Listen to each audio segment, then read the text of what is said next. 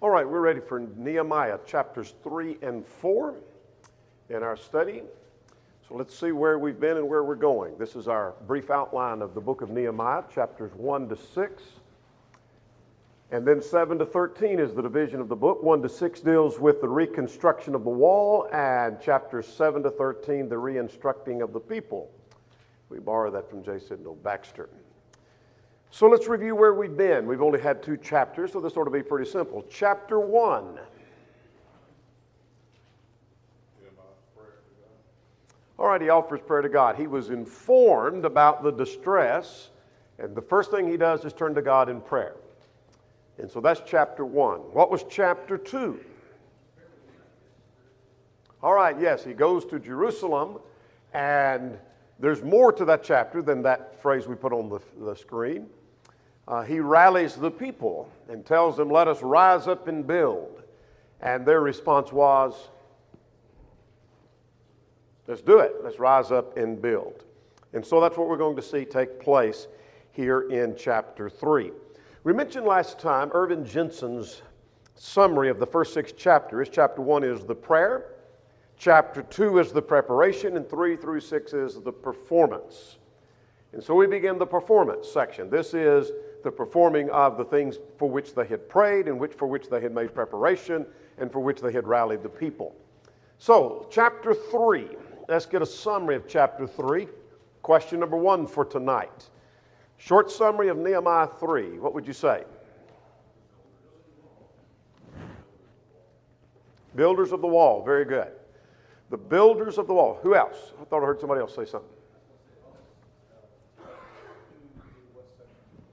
Yes, very good. Not just that there were builders who built the wall, but who built what section, the details thereof. So let's get ahead down to question number 4. What value is there in studying chapters like chapter 3? Now, let me explain what I mean by that question. Chapter 3 is one of those chapters like Matthew 1, Luke chapter 2, perhaps more so than those chapters because those have to do with the genealogy of Christ. But this is one of those chapters that if you were just doing a casual reading through the book, you get chapter 1, chapter 2, that's interesting and exciting. And you get to chapter 3 and you say, I don't even know how to pronounce these names, and I don't know what this is all about, except it says who da-da-da-da-da, this one did this. And so we skip over it real quick, and then we go into chapter 4, it gets more interesting. And yet God placed this here for some value. So now let's go to our question. What value is there in having a chapter like chapter 3?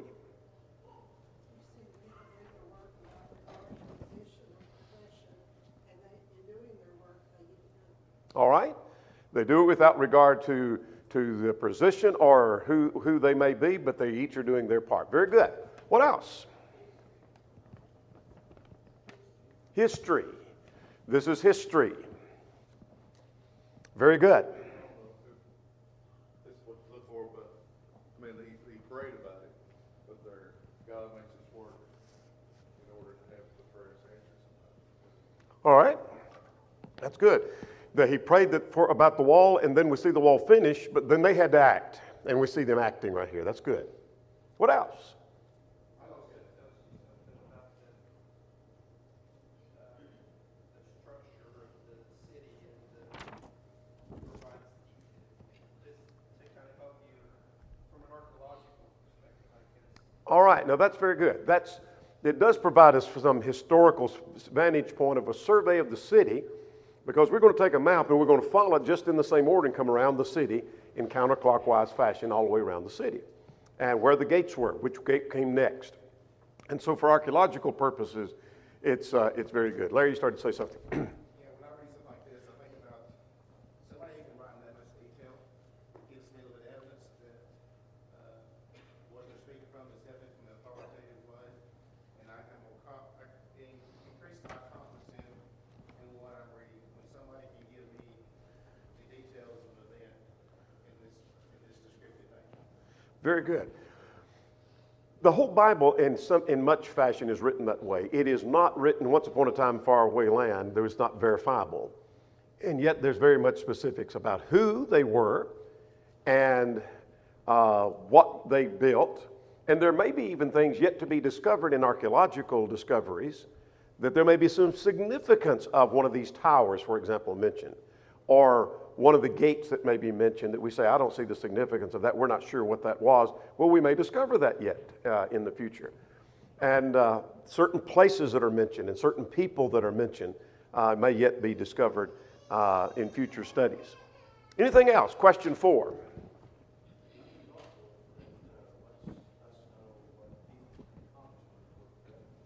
Yes. If the text had said, that's a good point. If the text had just said, they all, the people under the leadership of Nehemiah built the wall and they did it in 52 days. Well, who did that? How many worked? Did everybody work 100%, or was there like 50% working, or 20? What was it? And this gives us a perspective of the amount of people, the unity of the people, and how much can be accomplished in that short of time. So yes, question number 4, there's several answers to that. We see who did what. It gives us historical perspective. It gives us specifics. And not just someone sometime, but this person built this section, and then for historical or survey of the wall or archaeological purposes, it has a great benefit. Question number 3, who did not help in the building, the work of building the wall? Yes. Found in verse 5, the nobles of the Tekoites did not put their shoulder to the work of their Lord. Come back to that verse a little bit later. All right, let's go to chapter 3. Here's chapter 3. I call it simply those who worked on the wall. And it's listed by sections, not by, while they're listed by families. I want you to watch for some things now as we go through here, and we're going to stop and list that before we get through, about how they worked. Watch for attitudes. We'll make a list of some of this in a moment. Some characteristics of how they went about their work. In other words, how did they accomplish this in a short time? Now let's get ahead of ourselves and let's jump over to chapter 6 and verse 15. If you don't have this marked, you need to mark this at chapter 6 and 15. How long did it take to finish the wall? 52 days. You know how they did it in 52 days? They didn't have a general contractor. And they didn't have county and state inspections. No, somebody gave me the right answer. Who was it? Said it over here. They had a mind to work. Yes, they did it in 52 days. That is a marvel when we look at the size of the wall, and we're going to talk about the size of the wall here in a moment. So let's make our way through chapter 3. Now I'm going to flip back and forth between this slide, and so if you're trying to copy down, go ahead and get Sheep Gate verses 1 and 2. And Fish Gate 3 to 5, and that's all you need right now because we're going to come back to this in a moment. I want us to look at this map right here, and I'm going to zoom in. We're going to start right up here at the top. These little marks, that's not what I'm wanting. I'm wanting this right here. These little marks that look like little hash marks are the gates. We're going to start with the Sheep Gate. And we're going to start with the Sheep Gate, and we're going to come around this way through the city and come back around, and we'll end up back here at the Sheep Gate. And so, as Larry mentioned a moment ago, this gives me some confidence when it gives me specifics. And then when the city is examined from archaeological studies, that's basically you find a gate, and you find a gate, and you find another gate, and you find another spot where there may have been a gate, etc. And so this gives us confidence because of the specifics of that. So let's go to chapter 3, beginning at verse 1 and 2. We have the Sheep Gate. And so here is the high priest, Eliashib. The high priest rose up with his brethren and built the Sheep Gate. And they built it as far as the Tower of the 100 and consecrated it as far as the Tower of Hananiel. And then next to them it tells us who began to build. Now, so here's what we have. Here's the Tower of the 100. They start at the Sheep Gate and they work over here to this Tower of 100. You can see it. And then this is the other Tower, Hananiel, that you find mentioned there. So there was a large section that these families worked. And we'll see, here's one of the first things I'm learning is how they went about their business, that Nehemiah is delegating to certain people. So delegation is involved. And we're going to talk about that under leadership in a moment. We're going to save some time at the end and go back to our list that we started last week about qualities of leadership. And so he delegated. This family works here, this family works with them, and this family works with them, and this family works over there. So that's one of the things I'm learning. I'm also learning from this context that well, I'm going to come back to that point in a moment. Let's go ahead with, they were working by families. That's what I started to say. That it wasn't that you go over here and you go over there and split this family up, but this family worked together here. That's important. They worked by families, and the whole family seemed to work, because we're going to see something about the daughters here a little bit later. So now that's at the sheep gate. Now let's start at the fish gate. Now the fish gate is going to be mentioned next. That's right here at the fish gate at the turn, and this is at the upper end of the city toward where the temple is. So let's look at verses 3 to 5 and see what we see. That Hesekiah built the fish gate, and they laid the beams and hung the doors with the bolts and bars. Now let's stop for a moment and footnote here. Someone today, I forgot who it was, it may have been Pfeiffer, who made this point on the book of Nehemiah, chapter 3 particularly, that every gate had the same significance. Let that sink in for a moment. Now, if you were working the horse gate or the fish gate or the sheep gate, maybe seem far more important, or at least you'd rather work on those than work on the Dung Gate. Who would want to work down there? But in the sense of why they're building this back, why do we say every gate had the same significance? Yes. So you get all the others built, but nobody wants to work at the Dung Gate, and we leave it open. You might as well leave them all open. So the one who secures the Dung Gate, as lowly as that task may seem, that was just as important as securing the sheep gate. Would you agree? Because that has to be done. All right, now let's go further. Let's start again back at verse 4. It tells me who worked and who worked next to them. But notice the phrase at verse 4, we've already seen it, that they made repairs. That suggests to me that it wasn't the wall was completely laid down in every single spot, but there are simply repairs need to be made. For example, you take your house, if most of the walls had, say, 50% of each wall torn down, you'd say my house is destroyed. But if it's repairable and we can use that 50% and build back the other 50%, it makes it go a little bit easier. So it seems that they're repairing a great deal rather than just starting from scratch and rebuilding. Verse 4. Now let's drop down to verse 5. Next to them were the Tekoites who made repairs, but their nobles did not put their shoulders or necks, footnote will say, to the work of their Lord. Now, it's not a big deal here, but it's some translations make that a capital L, and some make that a lowercase l. And your translation is not right or wrong because capitalization is supplied by translators. Those translators that put it as a lowercase l is not disrespectful to the Lord. The difference was some translators think he's talking about the service to the Lord God, and others think the Lord is reference to Nehemiah. And so it may refer to Nehemiah. He could be the ruler in the sense he was a governor, sent back as governor, so it may refer to Nehemiah. And so they didn't put their shoulders to the work that Nehemiah was leading them in, or it could be the Lord God. Both are true. I'm not sure what the text is talking about. But let's go back to the point that we're to learn from verse 5. What do you learn from that in a practical sense?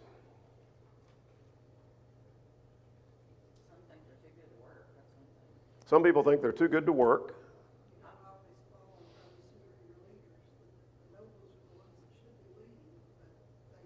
They weren't doing it. I think it's interesting that people from Jericho and people from Tekoa, this isn't their city, but this is where their temple is. Mm-hmm. Good point.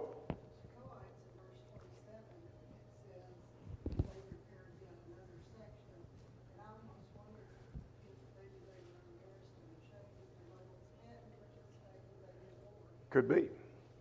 Could be. What I'm learning in a very practical sense at verse 5 is in any group there's always somebody that doesn't put their neck to and their shoulder to the task. It doesn't matter what it is. You take a ball team, and any coach could tell you, if they've coached Little League or football or whatever it may be, there's always a player or two or three or four that don't bear the burden of the team. And somebody else is outshining them and doing twice the work. May not have. May thought they were too good. I don't know why. But that's always going to be the case. It's true in a local church. Dickie? But also, when you have those that are not going to carry their weight, there's also those that stand up and say, I'm going to do it anyway. I don't care what you're doing. Yes. You have pride in your work, you just do it. And do more. And we're going to see that a little bit later too, that there were some who not only took care of their section, they helped somebody else on their section. So they do more than their task. And then there's some who won't do their task at all. All right, let's back up now and go to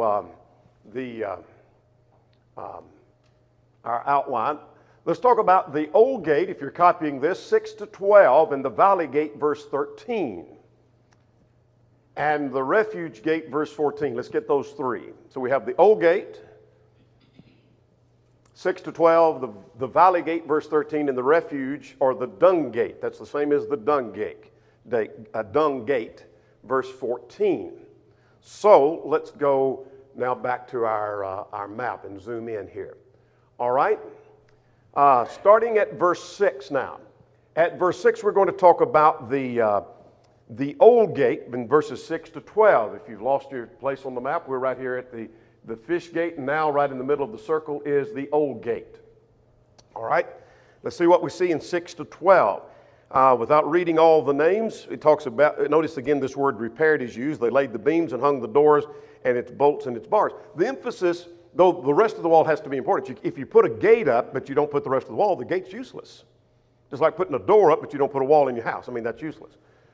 But the focal point is getting these gates repaired and then filling in the wall between. Does that make sense? And for their protection. And so let's come on down now to verse 8. At verse 8, we see that next to Uziel, the son of Harhath, and one of the goldsmiths made repairs. Next to him, Hananiah, one of the perfumers, made repairs, and they fortified Jerusalem as far as the broad wall. Now, you might underline broad wall, and we're going to make a reference to another section of the text that talks about the broad wall. Here's a picture of the broad wall. This is a picture from Brother Farrell Jenkins in 2014. This is a small section. Obviously, the broad wall is not all there, but that's not part of the wall they were building, and I'm going to go back to a map in a moment. But this broad wall right here, you can see compared to the size of the people up here in the picture, the size of that broad wall.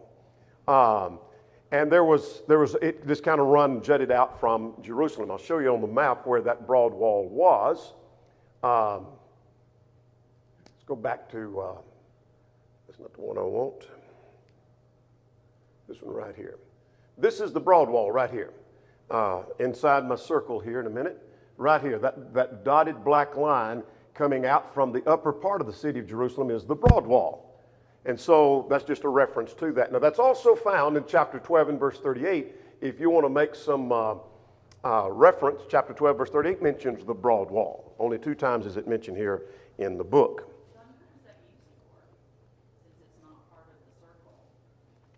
Well, there were, I don't know. The simple answer is I don't know. But let me show another map of the city of Jerusalem right here. There's some discrepancy among students as to what did Nehemiah build. I think the more common thing is that Nehemiah built this wall around this section here down to the city of David. This section here is called the city of David. And some, though, think, this is from Bible Manna, and they talk about Jerusalem rebuilt by Nehemiah and suggest that maybe Nehemiah built this wall all the way around this way, and they suggest this may be the broad wall. But I think the more scholarly thought is that it came out, jutted out from Jerusalem, and was maybe part of a wall that was there earlier, some kind of division of the wall, but it was just a broader wall. That's why they called it the broad wall. I don't know. Some kind of city division. Because the city seemed to be divided. There was the city of David, even though it was a very small place, the lower section was called the city of David, not where the temple was, but the lower part was called the city of David. There seemed to be some division, and I don't mean division in the sense that they were divided politically, but just different sections of the city. And as a part of that, an answer to that question, there's also an interior petition wall that was part of the city division from the temple compound down to the lower section of the city. The purpose of all of that, I don't have the answer on. Well, it's the same as castles, because you have your interior, and you have all the defenses up to your keep or your tower, so it looks like the temple would be their last, and that's what happened in 70, that was their last resort. They ended up there as their last defense. Absolutely. You put your defenses out, so that's what that looks like. And probably correct. Now notice that he mentions next, as far as a reference place, look at verse 11, there's the Tower of the Ovens. And so far we've only come from the sheep gate around to the Tower of the Ovens down here. All right, now let's go a little bit further. Let's start now at the Valley Gate. I want to go mention verse 12. What do you notice about verse 12? Something that hasn't been mentioned so far. The daughters are mentioned there. So you might think, if we did not have that reference, as with reference to war, that you always sent the men and the women weren't involved. And often with the numbers, when you talk about the number of people, the women and children weren't counted in that number. It's not that they weren't important, that's just the way they numbered their groups. Count the men, and then you calculate a little more for the adding for women and children. But daughters are mentioned here. So they were involved in this repair work because of its significance. So now verse 13, the Valley Gate is mentioned, which you see right here on our map. And then the next one is, down here at the very bottom where that little hand is, in the middle of the circle, is the Refuge Gate in the New King James, or called also the Dung Gate. And they made repairs. That's verse 14. Now, what's mentioned next, beginning at verse 15? We'll go back to our outline. All right, the Fountain Gate. So now let's get the last three here. There's the Fountain Gate, 15 to 25. The Watergate, 26 and 27.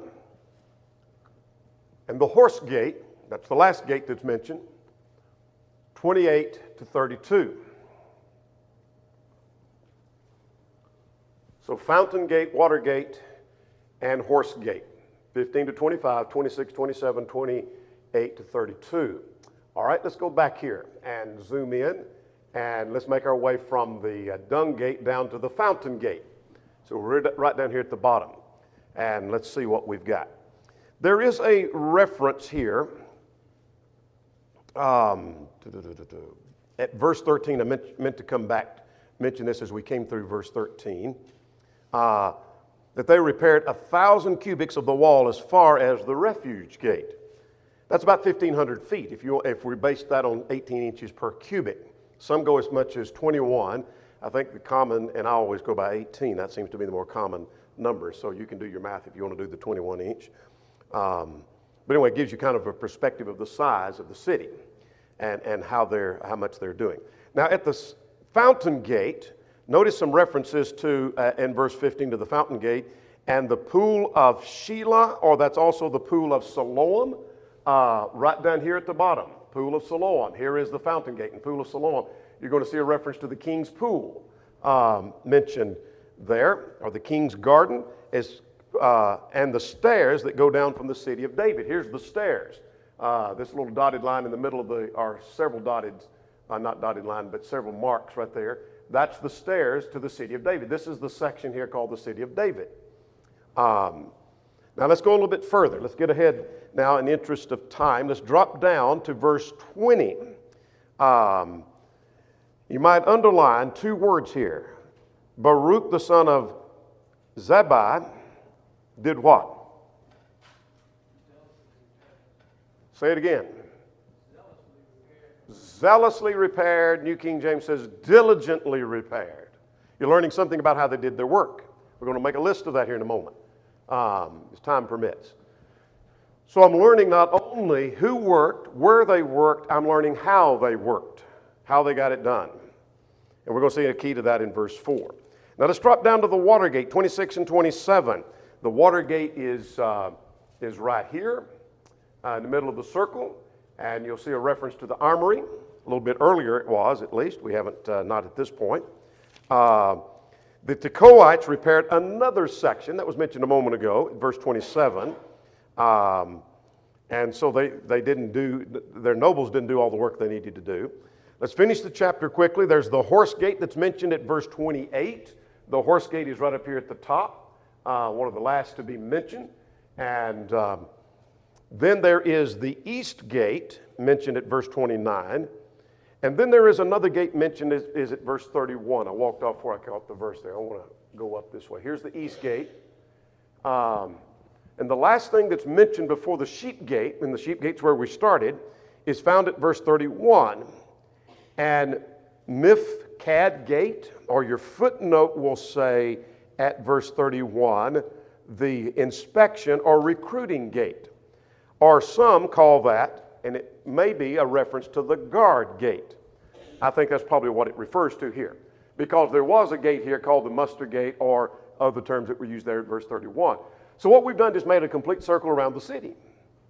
And we're seeing who built where and what families worked and what they were doing. Now, we don't know at this juncture, without getting ahead, how long it took. We know that when we get to chapter 6, 52 days. All right, any questions or comments on chapter 3? I think it's the importance that went into the work, all the work, as they work diligently and knowing how they built the wall. All right. Very good. Question 2, short summary of chapter 4 now.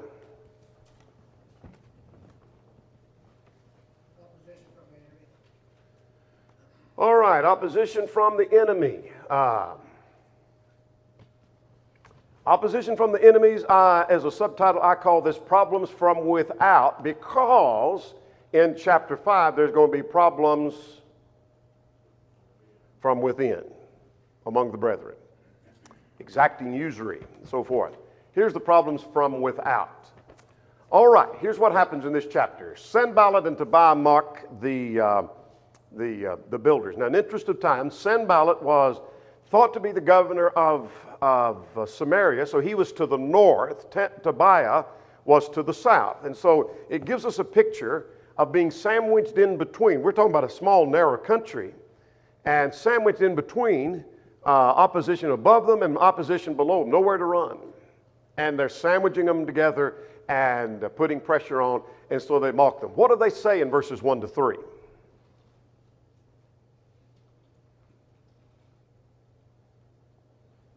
Sanballat said, what do they think they're doing? Are they going to rebuild? Are they going to take these heaps of stones and from burned and rubbish and rebuild? What do they think they're doing? Tobiah was a little more curt, I think, and a little more sharp and pointed. What did he say? Yeah, yes. If a fox ran up on it, it would knock the wall down. So Nehemiah, typical of his fashion that we already know from chapter 1, what does he do? He prays.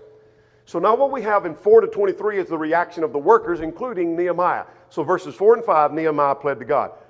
What did he say? This may take us back a little bit. This is a pretty stout prayer. I don't mean just stout in the fact that he has faith in God. It's pretty stout in his dealing with the enemy.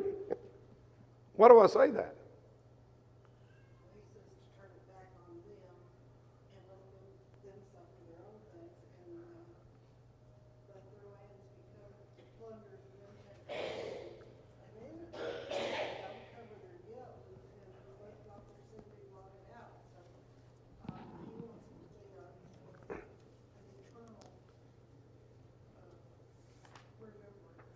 Yeah. In the Psalms, we would call that an imprecatory psalm. That's where you pray against someone, and he did. And so he prays for the defeat of the enemy. Now, verse 6, if you don't underline anything else, underline this. And so we built the wall. In other words, in spite of the opposition. So we built the wall. Now, you might make a marginal note. Chapter 1, verse 17 tells me they had this mindset of wanting to work because they said, let us rise up and build. Chapter 3 said there were some in verse 5 who didn't want to work, but the majority of the people, so we built the wall, and the entire wall joined to the other half of its height, for the people had a mind to work. What does that mean? They're ready to go. They had a mindset. Their attitude was, we want to work. And we're going to work and we're going to do the work of the Lord. Now, verses 7 to 12, they prayed and set a watch. Now, let's get that section. What does that mean, they prayed and set a watch?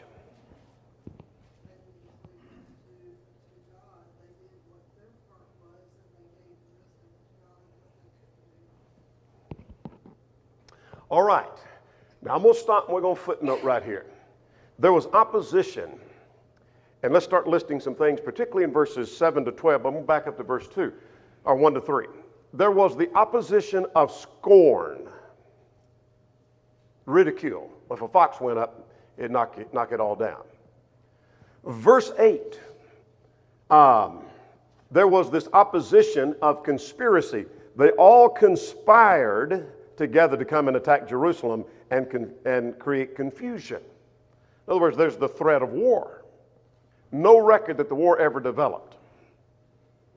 All right, here's another opposition of discouragement. Verse 10. Judah said, what did Judah say? There's so much rubble, they can do this rebuild by themselves. Yeah, the workers are getting discouraged. They're getting tired. They're getting feeble. They're wearing down. And besides that, it's such a mess, we can't ever build a wall in the middle of all this rubbish around here. All right, there was the opposition of threat, verse 11. Our adversaries said they will neither know nor see anything till we come in their midst. In other words, we're going to make a surprise attack. I don't know about you, but if somebody threatens to attack you, you're always looking over your shoulder from that point on, aren't you? There was the opposition of complaint, verse 12. What was the complaint?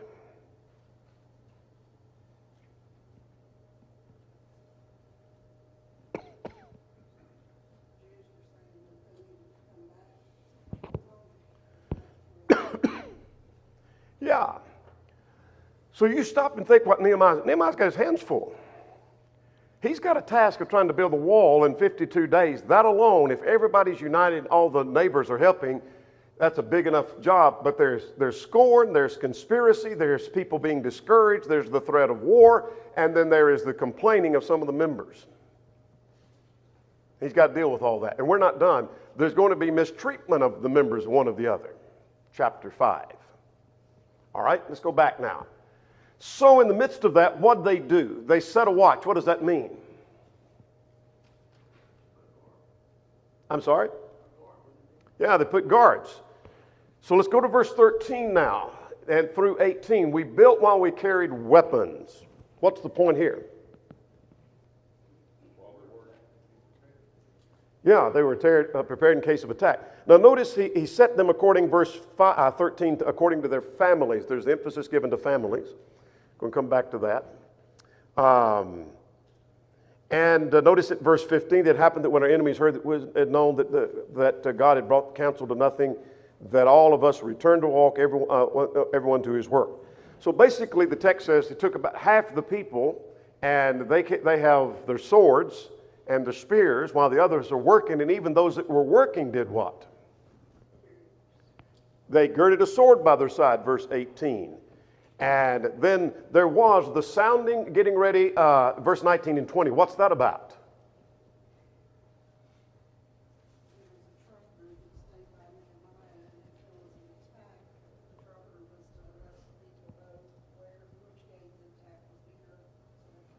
Very good. Yes. He said, and the reason was, he said, we're all spread out. And if they attack here, then y'all won't know to come and help us. So when you hear the trumpet, we're all going to rally to the same spot, and you'll know where we're supposed to be. And everybody show up over there and fight. Now again, historically, there is no evidence the war ever broke out. But there's the threat of war. Well, when there's a threat of war, you get ready for it. We see that in the news right now. Whether Russia ever does what they're threatening to do, people are getting ready for war. Still got to get ready.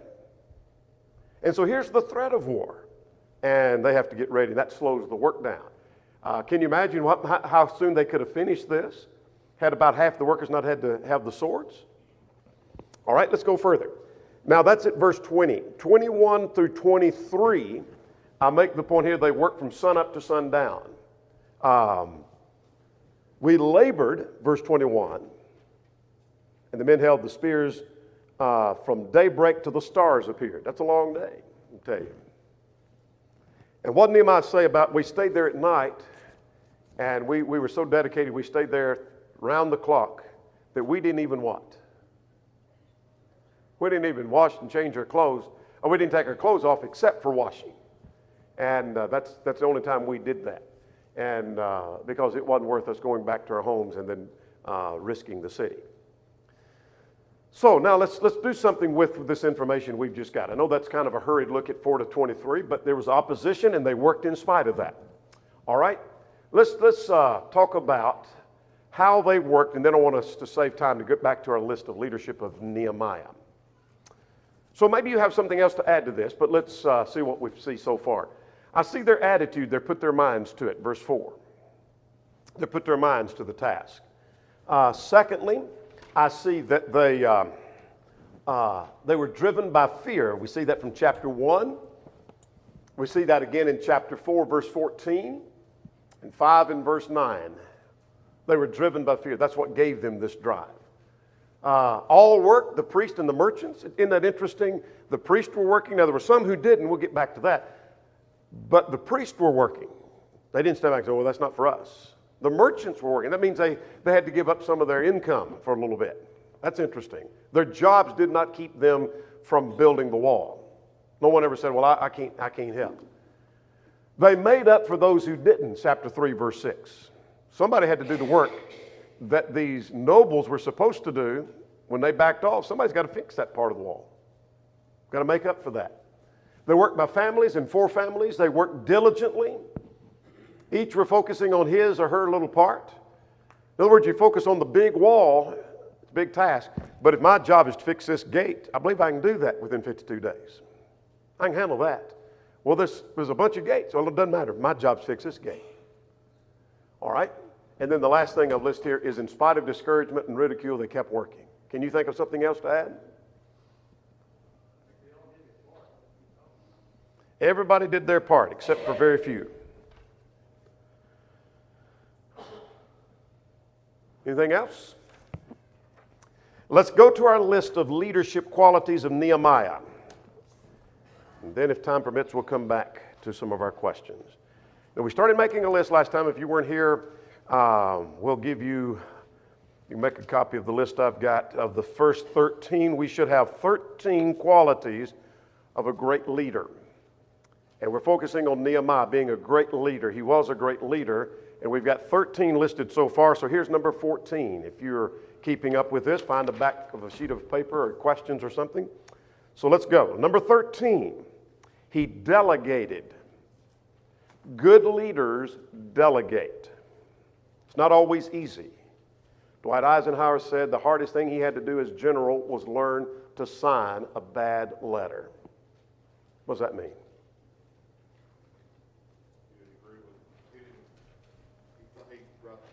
Yes. He had to go along with something that he thought he felt he could do much better, but he had to delegate because he can't write all the letters. Not as general, not a 5-star general. You got to have somebody write letters for you. So chapter 3, verse 1, chapter 7, verse 2 and 3, chapter 13, later, we ain't got that far, verse 30. Number 15, he organized. Not only did he delegate, you could delegate and say, oh, y'all go out and build that wall, but he organized, chapter 3. Number 14 was he delegated. Did I? I may have. Did I? I said that? I shouldn't have. Number 13 was be a positive thinker from last time. Glad you corrected that. So number 14 was delegated. Number 15, that's why you always write in pencil,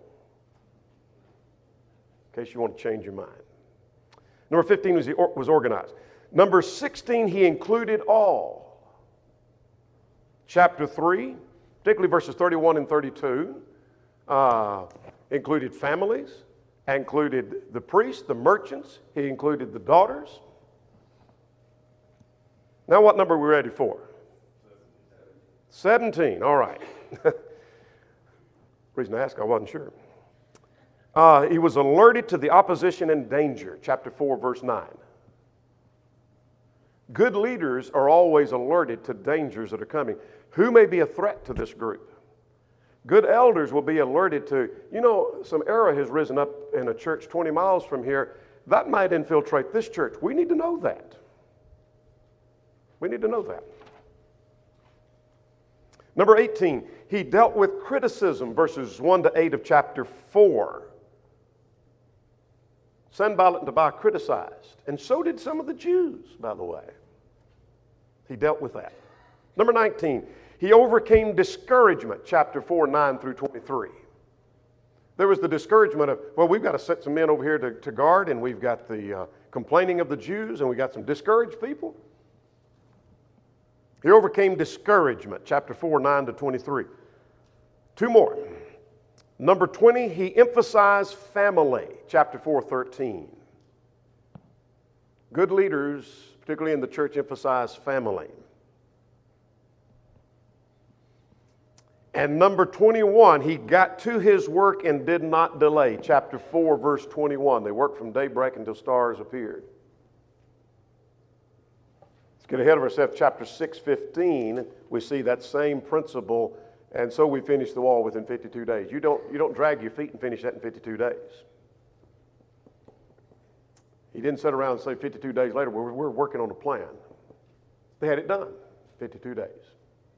Now we've got 28 that I'm going to list, but the rest of them deal with chapters that we haven't yet covered. Any one of those need to be repeated? On which one? 21. Yeah, chapter 4, 21, chapter 6, 15. 4, 21, 6, 15. All right. We got a couple of minutes to go, so let's go to question number 10. Practical themes other than that which we have listed. I'll put the seven out of his attitude. I think personally, I see that people see him doing right. They're envious. They get mad. And they try to do anything to discourage him. It's the same here that they see him putting this up so fast and working diligently that they were jealous. All right, sometimes there is jealousy. Strengthen our defenses, evil takes notice. That's a lot of time, you know, there's this too, a lot of times congregations doing really, really well, and that's when Satan seems to. Yeah, Satan will throw a monkey wrench in if he can. He sure will. We talk about the whole armor of God being put on. They armed themselves and kept to the work. We need to go out into the world knowing that the devil is a roaring lion, and we need to be go out armed. Good point. Need to be prepared to fight off the opposition, at the same time keep doing the work. Dickie? 3 verse 5, we talked about this a little bit already, but don't let their lack of work influence your work. I mean, because that, you would say, well, somebody's not doing their job, so I just slack off too. Somebody Yeah. Yeah, he doesn't have to do anything. them influence you. Good point. Good point. I wonder why they mention certain professions, because I think it would be easy to say, look, I'm a perfumer, I don't know how to build a gate. Yeah. I don't know how to build a wall, or I do this or that, and the other. But all of these different professions seem to have said, okay, I may not know how, but I'll do it. You tell me what to do and I'll get it done. Larry? Go back to the point about acknowledgement of the noble, the lack of. As leaders, sometimes we need to make sure we acknowledge those who are doing good. But there was a need here to acknowledge those who did bad. And sometimes we say, hey, don't point out somebody's mistake, always just be positive. But there was a need here to identify who was not working. That's a good point. Yep. And this is quite a public place to mention it, right here in the text. Quite a public place. Good point. One more.